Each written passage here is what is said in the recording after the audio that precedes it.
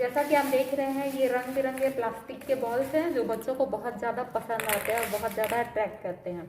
तो इन बॉल्स के द्वारा भी हम अब एक साइंस का डिफ़िकल्ट टॉपिक बच्चों को आसानी से समझा सकते हैं। तो इसके लिए सबसे पहले हम क्या करेंगे, पहले मैं आपको बता दूं कि हम टॉपिक कौन सा समझा रहे हैं। अंतराकाशीय स्थान में उपस्थित रिक्तियाँ, जो कि बहुत ज़्यादा डिफ़िकल्ट लगता है बच्चों को, लेकिन इन बॉल्स के माध्यम से बच्चे बहुत ज़्यादा आसानी से समझते हैं। तो सबसे पहले हमको एक कलर के बॉल्स को जोड़ना पड़ेगा। इसके लिए हम ग्लू गन का इस्तेमाल कर सकते हैं, लेकिन हमारा ग्लू गन अभी ख़राब हो गया है, तो हम मोमबत्ती के द्वारा इसको चिपकाएंगे।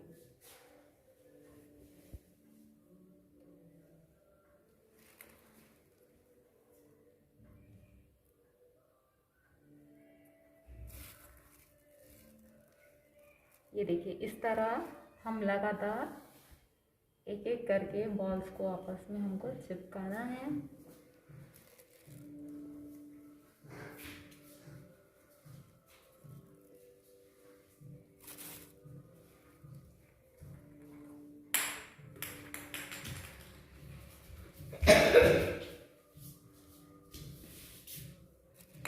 अब इसके बाद ये होगी पहली लेयर तैयार, पहला रो तैयार हो गया है। अब इसके बाद हम दूसरी लेयर चिपकाएंगे। देखिए, इस तरह अब हमने सभी बॉल्स को आपस में ग्लू गन से चिपका लिया है। अब इसके बाद हम जानेंगे कि इसको हम बच्चों के साथ कैसे, बच्चों को इसको हम दिखाएंगे और इसके द्वारा हम कैसे टॉपिक को समझाएंगे। तो जैसे कि 12th केमिस्ट्री में जो टॉपिक है आपका रिक्तियाँ, ठीक है, तो उसमें सबसे फर्स्ट होती है हमारी त्रिकोणीय रिक्ति। तो इस तरह ये बॉल, हमने तीनों बॉल्स को जोड़ा है और इनके बीच में ये जो त्रिकोणीय शेप दिख रहा है, ये है हमारा त्रिकोणीय रिक्ति। उसके बाद आता है चतुष्फलकीय रिक्ति। तो चतुष्फलकीय में ये पहली परत हुई। पहली परत की रिक्ति में जब दूसरी परत का गोला आ जाता है तो इसे हम चतुष्फलकीय रिक्ति कहते हैं। तो इस तरह ये देखिए कि ये चतुष्फलकीय रिक्ति बन गई। इस तरीके से अंदर में त्रिकोणीय रिक्ति और उसके ऊपर एक गोला हमने डाल दिया, तो ये बन गया हमारा चतुष्फलकीय रिक्ति। इसके बाद आता है हमारा अष्टफलकीय रिक्ति। तो इसके लिए ये देखिए, पहले हम एक परत की त्रिकोणीय रिक्ति लेंगे, उसके ऊपर हम दूसरी परत की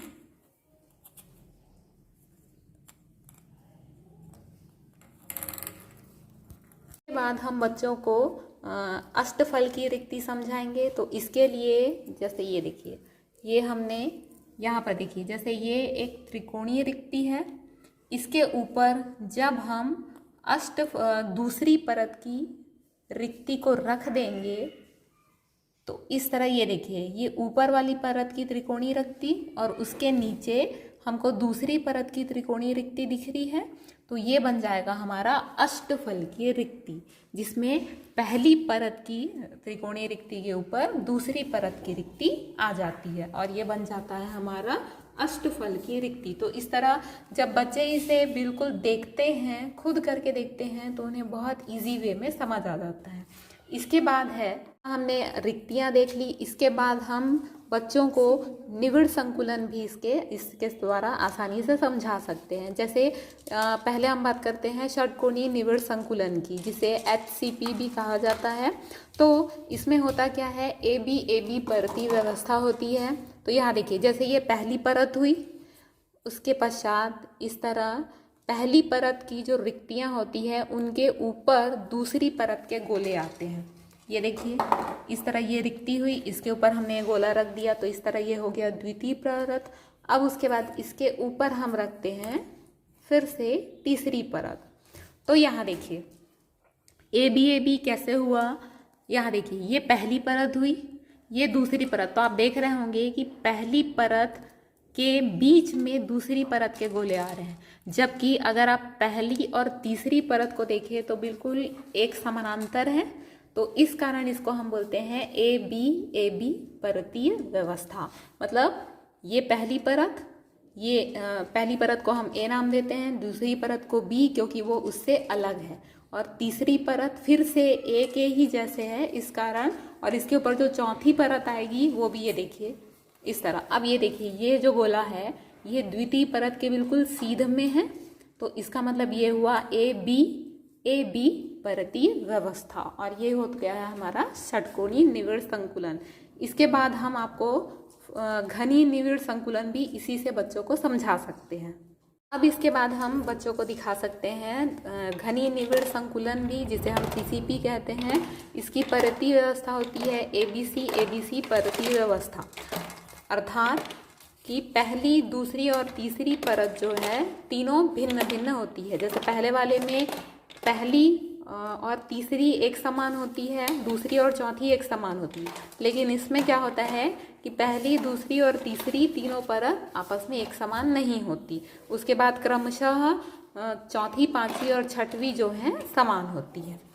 तो ये देखिए ये हुआ हमारी पहली परत, इसके ऊपर हमने रखा दूसरी परत, तो इसी में बच्चे अष्टफल की और चतुष्फल की रिक्ति देख पाएंगे।